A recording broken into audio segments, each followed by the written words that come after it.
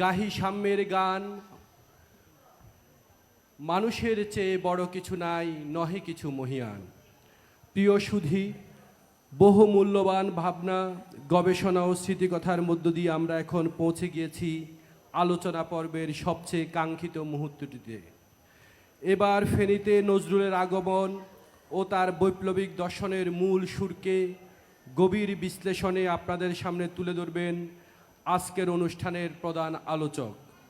আমি অত্যন্ত শ্রদ্ধা ও সম্মানের সঙ্গে মঞ্চে এসে বক্তব্য প্রদানের জন্য আমন্ত্রণ জানাচ্ছি বাংলাদেশের সমাজতান্ত্রিক দল বাসদের সম্মানিত উপদেষ্টা কমরেড খালেকুজ্জামানকে। কমরেড খালেকুজ্জামান আজকের অনুষ্ঠানের প্রধান আলোচকের বক্তব্য রাখবেন। শুভ অপরাহ্ন। আজকের এই উপস্থিতি আপনাদের প্রতি সশ্রদ্ধ সালাম। যারা উপস্থিত হয়েছেন আন্তরিক শুভেচ্ছা। চারণ সাংস্কৃতিক কেন্দ্রের উদ্যোগে আয়োজিত এই অনুষ্ঠানের সাহিত্যসেবী অনুরাগী সভাপতি, আয়োজক এবং আলোচকবৃন্দ, ফেনী এবং পার্শ্ববর্তী এলাকার সুধীবৃন্দ, বিভিন্ন অনুষ্ঠান পর্বে অংশগ্রহণকারী শিশু কিশোর এবং তাদের অভিভাবকবৃন্দ এবং যারা যতভাবে এই অনুষ্ঠানে সহযোগিতা এবং শ্রম দিয়েছেন, তাদের সবাইকে বাসদের পক্ষ থেকে আন্তরিক শুভেচ্ছা, কৃতজ্ঞতা ও অভিনন্দন জানাই। সংগ্রামী সাথী এবং বন্ধুগণ, আপনারা জানেন যে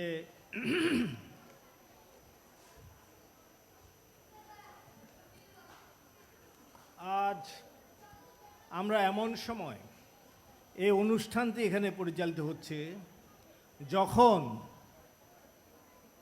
আজ এমন সময় আমরা এখানে মিলিত হয়েছি যখন বিশ্বজুড়ে সাম্রাজ্যবাদী পুঁজিবাদী শক্তি অশান্তির আগুন ছড়িয়ে দিয়েছে। ডাক ছেড়ে খোলামেলা চেহারায় দস্যুতা, লুণ্ঠন, যুদ্ধ ও আধিপত্য বিচারের উন্মত্ততায় তাদের এককালের উচ্চারিত মানবতা, সভ্যতার অঙ্গীকার ছুঁড়ে ফেলে দিচ্ছে। সাম্প্রদায়িকতাকে সুড়সুড়ি দেয়া কিংবা সরাসরি হাতিয়ার করার কাজে প্রত্যক্ষ পরোক্ষ মদত দিচ্ছে, কাজে লাগাচ্ছে। বাংলাদেশের শাসক শ্রেণী এক সাম্রাজ্যবাদের কোল থেকে আরেক সাম্রাজ্যবাদের কোলে ঠাঁই নিয়ে জাতীয় স্বার্থ সার্বভৌমত্বকে অধিকতর বিপন্ন করে তুলেছে। ক্ষমতার হাত বদল ও পালাবদলে জনজীবনের নিরাপত্তাহীনতা, গোষ্ঠী সন্ত্রাস, আর্থিক ব্যয়ভার ও কর্মহীনতার সংকট চরমে উঠেছে। এ জাতির অতীত ইতিহাস, ঐতিহ্য, কৃষ্টি, সংস্কৃতি বিনাশের নূতন নূতন রাস্তা খুলছে। তিন ধারায় খণ্ডিত শিক্ষাকে সর্বনিম্ন ধাপে নামিয়ে এনেছে। গরিব মানুষের স্বাস্থ্য চিকিৎসা সেবা পাওয়ার চেয়েও মৃত্যু কামনা বড় হয়ে উঠেছে। এসবের প্রতিকার তথা 1971-এর মহান মুক্তিযুদ্ধের ও গণ অভ্যুত্থানের প্রকৃত গণ আকাঙ্ক্ষা বাস্তবায়নের উপযুক্ত শক্তি সংস্কৃতি গড়ে তুলে সঠিক পথের সন্ধানে হচ্ছে এ ধরনের আয়োজন অন্যতম লক্ষ্য, তা বলার অপেক্ষা রাখে না। এর অংশ হিসাবে জাতীয় কবি কাজী নজরুল ইসলামের 1926 সালে 1 আগস্ট ফেনী আগমন উপলক্ষে, তার শতবর্ষ পালন উপলক্ষে আজকের এই আয়োজন। একটু বলে রাখি, আমাদের এই ভূখণ্ডে বর্তমান বাংলাদেশে নজরুল বহুবার এসেছেন এবং নির্বাক অবস্থায় স্বাধীনতা উত্তরকালে বাংলাদেশে আনার পর শেষ দিন পর্যন্ত কাটিয়ে জন্মস্থানের সীমানা ডিঙ্গিয়ে স্বাধীন বাংলাদেশের জাতীয় কবির গৌরবে ঢাকা বিশ্ববিদ্যালয় প্রাঙ্গণে সমাধিস্থ হয়েছেন। 1987 সালে আমাদের দলের পক্ষ থেকে নজরুলের উপর আলোচনার ভিত্তিতে 1992 সালে পুস্তক প্রকাশিত হয়। এর বর্ধিত কলেবরে 2014 সালে নূতনভাবে মুদ্রিত হয়। সেখানে যথাসম্ভব আমরা নজরুলের জীবন ও সংগ্রামের বহুমুখী দিকের উপর আলোকপাত করেছি। তাই আজ বিস্তারিত আলোচনায় আমি যাব না। নজরুলের উপর আলোচনা গুরুত্ব এবং প্রয়োজন দেখা দিয়েছিল সেই সময় একটা ধর্মীয় সাম্প্রদায়িক গোষ্ঠী নজরুলকে মুসলমানের কবি চিত্রিত করে আলোচনা অনুষ্ঠানের ঘোষণা দিয়েছিল। তাই জরুরি হয়ে পড়েছিল নজরুলের উপর একটা সামগ্রিক আলোচনা ও বিশ্লেষণ হাজির করা। সেক্ষেত্রে আমরা নজরুলকে সাম্প্রদায়িক গণ্ডিতে আবদ্ধ করার অসৎ উদ্দেশ্যকে বিফল করতে সক্ষম হয়েছিলাম। এখানে আরেকটা কথা বলা দরকার, বইতে নজরুলের বিভিন্ন উপলক্ষে ঢাকা, সিরাজগঞ্জ, ফরিদপুর, রাজশাহী, চট্টগ্রাম, সিলেট, যশোর, খুলনা, কুমিল্লা, ময়মনসিংহ, বাকেরগঞ্জ ইত্যাদি স্থানের উল্লেখ থাকলেও 1926 সালে তার ফেনী আগমনের তথ্য আমাদের জানা ছিল না থাকায় তা উল্লেখ করতে পারিনি। আরও কিছু উল্লেখ বাকি থাকায় আমি বিশেষভাবে দুঃখ প্রকাশ করছি। সংগ্রামী বন্ধুগণ, আপনারা জানেন কৃষি নির্ভর অর্থনীতির কালে ভারতবর্ষ, বিশেষ করে এই বঙ্গদেশ, কৃষি, কৃষ্টি, পরিবেশ, প্রকৃতি, আবহাওয়া, জলবায়ু, ঋতু বৈচিত্র্য, পলি, পানি ইত্যাদি মিলে যে প্রাচুর্য সৃষ্টি করেছিল তার আলোকছটা বহু দূরগামী ছিল বিধায় পর্তুগিজ, ওলন্দাজ, শক, হুন, তাতার, আফগান, পাঠান, মুঘল, ব্রিটিশদের বণিকি লুটপাটের কাহিনীতে ইতিহাস ভরপুর। মোগলরাই শুধু স্থায়ী হয়ে শাসককুলে পরিণত হয়েছিল। পরবর্তীতে ব্রিটিশ রাজত্ব প্রায় 200 বছরের শাসন কায়েম শেষে বিদায় নিয়েছে। আজকের বাংলাদেশের ভূমি জুড়ে কৃষি, কৃষ্টি বা বাণিজ্যের বিকাশ বিদেশি শাসন শোষণে বাধাগ্রস্ত, ক্ষতিগ্রস্ত হলেও তার অনন্যতা সম্পূর্ণ বিনষ্ট ছিল না। ফেনী যে তার ব্যতিক্রম নয়, তা ফেনীর অন্যতম কৃতি সন্তান নাট্য আন্দোলনের ব্যতিক্রমী ধারা স্রষ্টা সেলিম আলদিন 2007 সালে 23শে জুন ফেনীতেই এক আলোচনা সভায় বলেছিলেন, এক সময় ফেনী ছিল বাংলাদেশের অন্যতম অসাম্প্রদায়িক লীলাভূমি। আমার মনে আছে তখন ডাক্তারপাড়া, ফেনী কলেজ, মাস্টারপাড়া সঙ্গীত ও নাট্যচর্চায় ছিল মুখরিত। ফেনী কলেজের রেওয়াজ ছিল বাৎসরিক নাট্যানুষ্ঠানের। 1966 সালে আমি কলেজের সেই বাৎসরিক নাটকে 2 দিনব্যাপী অংশগ্রহণও করেছি। তখন ফেনী শহর ছিল ছোট, কিন্তু অন্তর ছিল অনেক বড়। ফেনী সমগ্র বাংলাদেশে একটি দৃষ্টান্তস্থল হয়ে উঠবার চেষ্টা করবে, কারণ আমাদের পূর্বজনদের মধ্যে রয়েছে কালোজয়ী মানুষেরা। তাদের কেউ বা সৈয়দ অলিউল্লাহ, কেউ বা জহির রায়হান, শহীদুল্লাহ কায়সার। আপনারা জানেন যে সৈয়দ অলিউল্লাহ তিনি একটা উপন্যাস লিখেছিলেন লাল সালু, এবং সেই লাল সালু উপন্যাসে তিনি এর মূল কাহিনীটা, আমি বিশদের ইয়েতে যাব না, যে মূলত গ্রামীণ কুসংস্কার এবং ধর্মীয় ভণ্ডামিকে কেন্দ্র করে সেই উপন্যাসটি রচিত হয়েছিল। এবং তার একটা মন্তব্য তিনি করেছিলেন যে দেশে শস্যের চেয়ে আগাছা বেশি, ধর্মের চেয়েও টুপি বেশি। এ ধরনের তীব্র শ্লেষাত্মক ব্যঙ্গ উপমায় তিনি তুলে ধরেছিলেন তৎকালীন গ্রামীণ ধর্মীয় কুসংস্কার, অন্যায়ের চিত্র। আজকে যদি তিনি লিখতেন, জীবিত থেকে লিখতেন, তাহলে কি ধরনের উপমা ব্যবহার করতেন আমি ঠিক বলতে পারি না। এরপরে আমরা আসি বামপন্থী রাজনীতির সাথে যুক্ত জহির রায়হানের কথা। তিনি আপনাদেরই এই ফেনীরই একজন কৃতি মানুষ, এবং কেবল তিনি সাহিত্যিক ছিলেন না, একাধারে স্বাধীনতা সংগ্রামের সংগঠক, সাংবাদিক ও চলচ্চিত্রকার। 1970 সালে তার কালোজয়ী চলচ্চিত্র জীবন থেকে নেয়া তৎকালীন দর্শক মনে ও জনগণের মধ্যে এতটাই প্রভাব বিস্তার করেছিল যে সরকার বাধ্য হয়েছিল সিনেমা হলে প্রদর্শনী বন্ধ করে দিতে। এবং এই সিনেমায় পারিবারিক কাহিনী ও ক্ষমতার দ্বন্দ্বে তিনি তুলে ধরেছিলেন পূর্ব ও পশ্চিম পাকিস্তানের মধ্যে বিরাজমান বৈষম্য, নিপীড়ন ও রাষ্ট্রের স্বৈরাচারী চরিত্র। এরপরে আমি একটু সংক্ষেপে আলোচনা করতে চাই শহীদুল্লাহ কায়সার। তিনি জহির রাহানেরই বড় ভাই। শহীদুল্লাহ কায়সার সেই সময় তার যারা ওনার সঙ্গে আরও অনেকের নাম আপনারা জানেন, আমি শুধু শহীদুল্লাহ কায়সারের কথা বলছি যেহেতু তিনি এই এলাকার মানুষ। পাকিস্তানি হানাদাররা তাদের হত্যা করেছিল কেন? আলবদররা খুঁজে খুঁজে তাদেরকে খুন করেছিল কেন? কারণ এরা আজকে যে মুক্তিযুদ্ধের চেতনার কথা বলা হয়, সেই চেতনা গড়ে তোলার ক্ষেত্রে এরা লেখনী ধরেছিলেন, ভূমিকা রেখেছিলেন। এবং যারা পরবর্তীকালে দেশ শাসন করেছেন তারা চেতনার বাণিজ্য করেছেন, কিন্তু এই চেতনা সৃষ্টিকারী মানুষ তাদেরকে সামনে নিয়ে আসেন নাই। একসময় এদের এই যে মোফাজ্জল হায়দার থেকে শুরু করে শহীদুল্লাহ কাছে এদের যে চিন্তা, তাদের লেখনী, এই ধরনের কোনো পাবলিকেশন বাংলা একাডেমি প্রথম একবার করেছিল, তারপরে আর প্রকাশ করে নাই।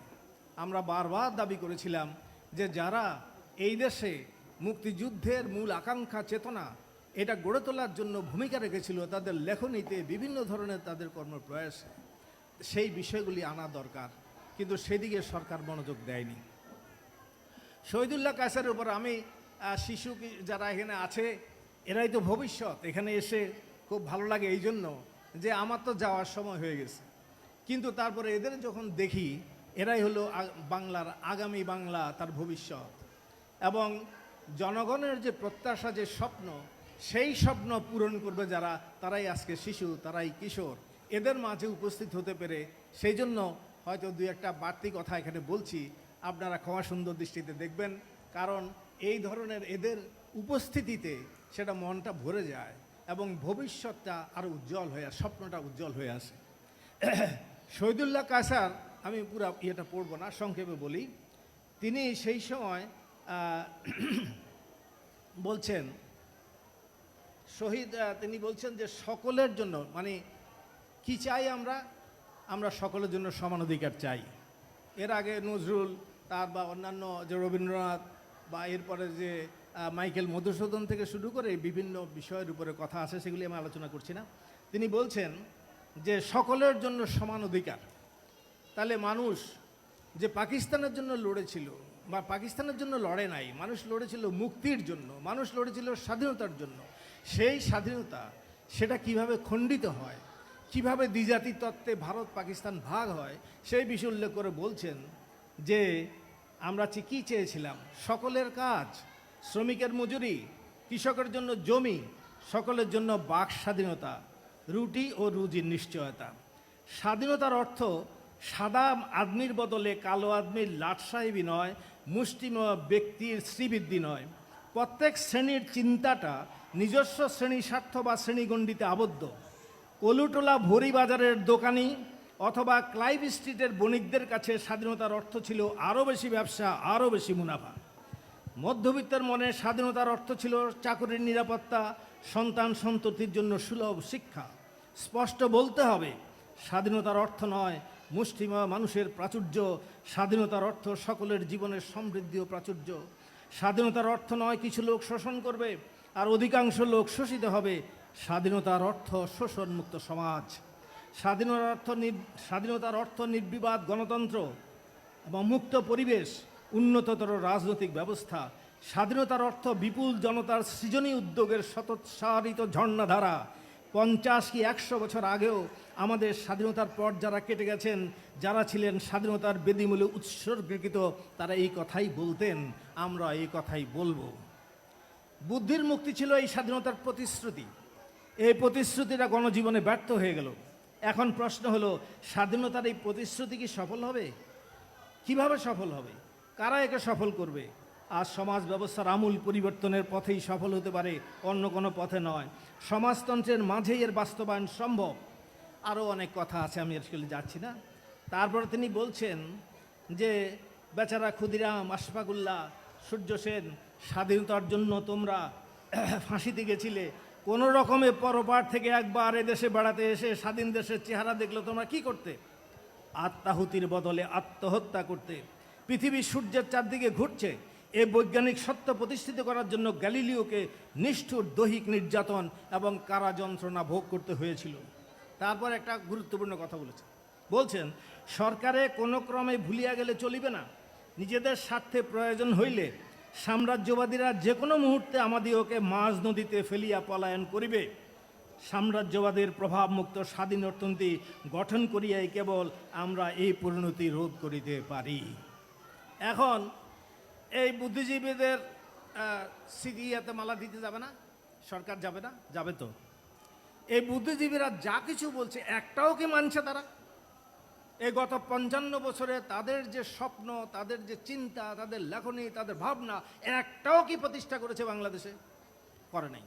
কিন্তু এরাই যখন মালা দিতে যায়, লজ্জা, ওরা বোধহয় লজ্জা, ওরা তো আর জীবিত নাই। এটা একটা লজ্জার বিষয় যে কত বড় অপমান এদের জন্য। এরাই কিন্তু, যেমন মুক্তিযুদ্ধের চেতনা, আমি অন্য কথা বললে একটু সময় বেড়ে যাবে। মুক্তিযুদ্ধের চেতনা যতটা বললেন, এই চেতনা 72-এর সৃষ্টি নয়। আমাদের মুক্তিযুদ্ধ ছিল জনযুদ্ধ। কেন জনযুদ্ধ সেটা আমি ব্যাখ্যা করব না, কিন্তু এই মুক্তিযুদ্ধের চেতনা সেটা নির্মাণ করেছিলেন আমাদের দেশে এই চিন্তাশীল মানুষেরা, বুদ্ধিজীবীরা, আমার ওর পূর্বপুরুষেরা, এবং যারা এর মধ্যে নজরুলের কথাটা অনেক বেশি প্রাসঙ্গিক, এবং সেগুলি আপনারা আলোচনা করেছেন, আমি সেই আলোচনায় যাব না। ফলে খেয়াল করে দেখেন, এই যে আজকে বলছে যে গণতন্ত্রের ধারণা এটা ইউরোপ থেকে আসছে, কিন্তু আমাদের এখানে গণতন্ত্র মূর্ত নির্দিষ্ট রূপ ধারণ করলো কিভাবে? সেটা করেছে আইয়ুব খানের বেসিক ডেমোক্রেসি, মৌলিক গণতন্ত্রের বিরুদ্ধে লড়াইয়ের মধ্য দিয়ে সেটা একটা মূর্ত রূপে আমাদের সমাজে মানুষের চিন্তার মধ্যে এসেছিল। এটা আমি আর বিশদ বলবো না। সেকুলারিজম, ধর্মনিরপেক্ষতা বলে এটা নাকি আমদানি করা বিষয়। খেয়াল করেন, 1948 সালে ছাত্রলীগ তৈরি হয়েছিল। ছাত্রলীগের নাম ছিল মুসলিম ছাত্রলীগ। 1953 সালে ওই ছাত্রলীগের নাম থেকে মুসলিম শব্দ বাদ দেওয়া হয়েছিল। আওয়ামী লীগের নাম কি ছিল? আওয়ামী মুসলিম লীগ। মাওলানা ভাসানীর নেতৃত্বে 1955 সালে সেই আওয়ামী লীগ থেকে মুসলিম শব্দটি বাদ দেওয়া হয়। কই, ছাত্রলীগ আওয়ামী লীগের বিকাশ তো বন্ধ হয় নাই। তাহলে ধর্মনিরপেক্ষ চেতনা কোন স্তরে উঠলে পরে এটা সম্ভব ছিল। সমাজতন্ত্রের কথা বলবো না, কারণ সেটা তো আপনারা জানেন যে 22 পরিবারের বিরুদ্ধে লড়াইয়ের ভিতর থেকে এমনকি একটা ঘটনা ঘটেছিল। আওয়ামী লীগের মতো একটা বুর্জুয়া পার্টি, তার ছাত্র সংগঠন ছাত্রলীগ 1970 সালে তারা স্বাধীন সমাজতান্ত্রিক বাংলাদেশের প্রস্তাব পাশ করেছিল। এটার ইউনিক ঘটনা। কোনো বুর্জুয়া দলের কোনো ছাত্র সংগঠন এই ধরনের ইতিহাস নাই এই উপমহাদেশে। যাক, এগুলি তো ঘটনা। কিন্তু প্রশ্ন হইল যে মুক্তিযুদ্ধের চেতনার যে কথা বলছেন, এটা গড়ে উঠেছে যারা গড়ে তুলেছিলেন, এবং বিভিন্ন সময় যুদ্ধের সময় আমি মুক্তিযুদ্ধে রবীন্দ্রনাথের গান, নজরুলের এসব কবিতা, চল চল চল ঊর্ধ্ব গগনে বাজেমা দল, বা কারারের লোহ কবাট ভেঙে ফেল কর, এগুলি গাইতে গাইতে এই যে মুক্তিযোদ্ধারা তখন যুদ্ধে আসত। এগুলি প্রেরণা ছিল না? তাহলে এই বুদ্ধিজীবীদের লেখা, তাদের চিন্তা, এবং আমাদের এই অতীত যে সমস্ত পুরুষেরা তারা যে সৃষ্টি করে গেছেন, যেগুলির মধ্য দিয়ে আমার এই জাতীয় আকাঙ্ক্ষা গড়ে উঠেছিল, সেটা রাখতে পারেননি। যাক, এখন আমি নজরুল সম্পর্কে 2-4 কথা বলবো। কারণ নজরুল, আপনি সারা পৃথিবী একদিনে যেমন ভ্রমণ করতে পারবেন না, তেমনি নজরুলের জীবনের উপরে এক আলোচনা একদিন 1 মাসে করতে পারবেন না। কারণ এর আগে আমাদের বইয়ের কথা বলেছেন, আমি চেষ্টা করেছিলাম যত বেশি পড়া তার বিষয়ে জানার চেষ্টা করি, তত দেখি অজানা থেকে যায়।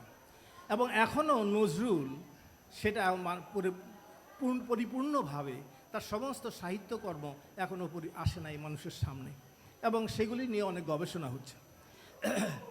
নজরুলের কথা বলতে গেলে প্রথমেই বহু বিচিত্র ধারায় বিকশিত ও প্রসারিত নজরুলকে এখনও আমরা সামগ্রিক পূর্ণতায় ধারণ করতে পারিনি। তা অনেক সাধনা এবং সময়ের অপেক্ষায় আছে। এখন যতটুকু আমরা পাই, নজরুলের পরিচয়গুলি শুনেন, যে আমরা জানেন তিনি একাধারে কবি, গল্পকার, উপন্যাসিক, নাট্যকার, অনুবাদক, প্রাবন্ধিক, শিশু সাহিত্যিক, গীতিকার, গীতি আলেখ্য ও গীতিনাট্য রচয়িতা, সুরকার, গায়ক, বাদক, সাংবাদিক, সম্পাদক, পত্রিকা পরিচালক, অভিনেতা, চলচ্চিত্র কাহিনীকার, চলচ্চিত্র পরিচালক। একটা পরিচয়ের কথা বলতেছি পরে, একজন রাজনীতিবিদ। ফলে এখানে এই আলোচনা যে করলাম, একমাত্র রবীন্দ্রনাথ ছাড়া এই ধরনের গুণের সমাহারের ধারে কাছে কারোর সঙ্গে আলোচনা নেওয়া যায় না। রবীন্দ্রনাথ ছাড়া দ্বিতীয় কোনো মানুষ নাই যার পাশে নজরুলকে তার কাছাকাছি জায়গায় দাঁড় করানো যায়, এত বিস্তৃত তার ক্ষেত্র। এখন যেমন ধরেন নজরুলের প্রেক্ষাপট যদি আমরা আলোচনা করতে চাই, কি পরিস্থিতির মধ্যে নজরুল তৈরি হয়েছিলেন, সেটা হলো প্রথম বিশ্বযুদ্ধ এবং সেই যুদ্ধের সাম্রাজ্যবাদী পুঁজিবাদী দুনিয়ার রাজ্য গ্রাস লিপসা এবং ধ্বংসতাণ্ডব, এটা একটা যুদ্ধ। তারপরে 1917 সালে রুশ বিপ্লব, নূতন সভ্যতার উন্মেষ, কামাল আতাতুর্কের নেতৃত্বে নব্য তুরস্কের জাগরণ, ভারতে ইংরেজদের বর্বর নিপীড়ন, হত্যাযজ্ঞ এবং ভারতীয় নবজাগরণ সম্ভাবনা, সাম্প্রদায়িকতার বিষাক্ত পরিবেশ, তার ফনা, সব কিছু মিলে নজরুলের ভাব মানুষে এক দুঃখ বেদনা ও মহা উদ্দীপনার দোতনা তৈরি হয়েছিল, যার ভিতর দিয়ে নজরুল বিদ্রোহী কবি হয়ে উঠেছিলেন। সেই জন্য তিনি বলতে পেরেছিলেন, বিংশ শতাব্দীর অসম্ভবের সম্ভাবনার যুগে আমি জন্মগ্রহণ করেছি। এরই অভিযান সেনা দলের তুর্যবাদকের একজন আমি জানি এই পথ যাত্রার পাকে বাঁকে কুটিল ফনা ভুজঙ্গ প্রখর দর্শন শার্দুল পশুরাজের ভ্রুকুটি এবং তাদের নখর দংশনের ক্ষত আজও আমার অঙ্গে অঙ্গে, তবুও ওই আমার পথ, ওই আমার গতি, ওই আমার ধ্রুব। ফলে ব্রিটিশ শাসন শুরু থেকে চারটা ধাপ যদি আমরা আলোচনা করি, 1757 সালে ইংরেজ দখল করে, 1757 থেকে 1857 সাল মহাবিদ্রোহ কাল পর্যন্ত একটা পর্যায়, 1857 সাল থেকে 1885 সাল কংগ্রেসের গঠনকাল পর্যন্ত একটা কাল, 1885 সাল থেকে 1905 এবং 6 বঙ্গভঙ্গ এবং মুসলিম লীগ প্রতিষ্ঠা, 1906 থেকে 1947 সাল ব্রিটিশ শাসনমুক্ত, এই পর্যায় নজরুলের সাহিত্যকর্ম এই শেষোক্ত ধাপের মধ্যে হয়েছে।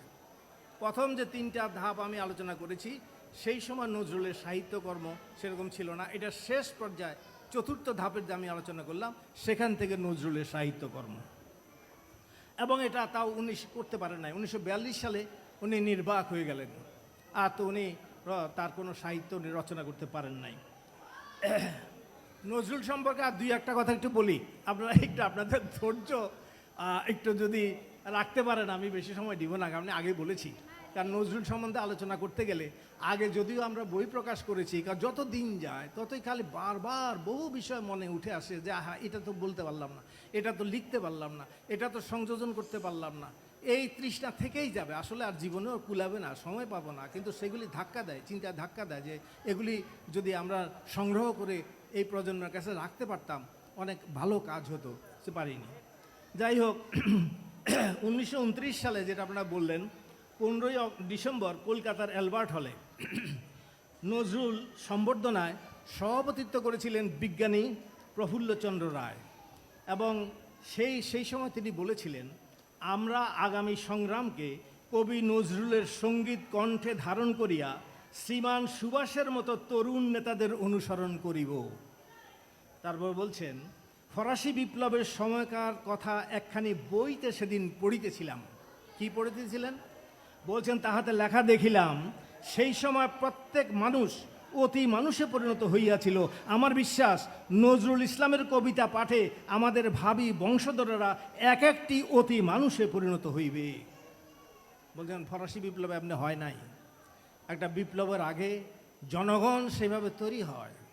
জনগণ যেই মাত্রায়, যেই ভাব মানুষে, যেই চেতনায়, যে সংগ্রামী শক্তিতে উঠে দাঁড়াবে, তার ফলাফলটা সেইভাবে আসবে। ফলে সেখানে তিনি বলছেন যে